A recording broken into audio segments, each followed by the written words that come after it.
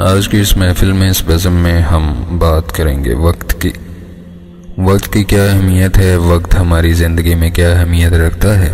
واصف علی واصف صاحب فرماتے ہیں، جس طرح غم دل کو کھاتا ہے اور دل غم کو کھاتا ہے، اس طرح ہم وقت کو برباد کرتے رہتے ہیں اور وقت ہمیں برباد کرتا رہتا ہے۔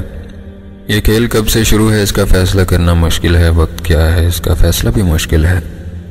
یہ زندگی، یہ عمر، یہ زمانہ، یہ وقت کسی اور وقت کے لیے محنت کا زمانہ ہے، یہ زندگی کسی اور زندگی کی طرف چل رہی ہے، یہ وقت کسی اور وقت کی طرف رجوع کرتا ہے۔ آج ہم دیکھتے ہیں کہ اس دنیا میں جتنے بھی قابل ذکر اور قابل قدر نفوس آئے، وہ ہمیشہ وسیع کائنات عظیم تخلیق کے مطابق کام کرتے رہے۔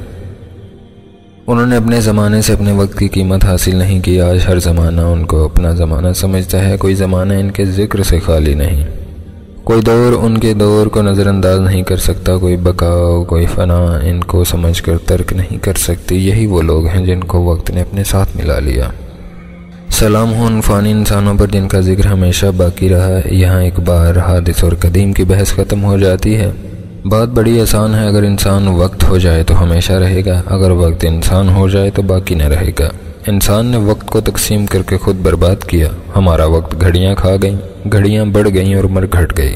جب پیمائش نہیں تھی تو وقت فصیح تھا، جب پیمائش ہو گئی تو پروگرام بن گئے، پابندی شروع ہو گئی، باقاعدگی کی وبا پھیل گئی، وقت بیمار ہو گیا، کیونکہ وقت نہ دن ہے، نہ رات، نہ موسم، نہ تاریخ۔ وقت بس وقت ہے، ہر آغاز سے، ہر آزاد اور ہر انجام سے بے نیاز۔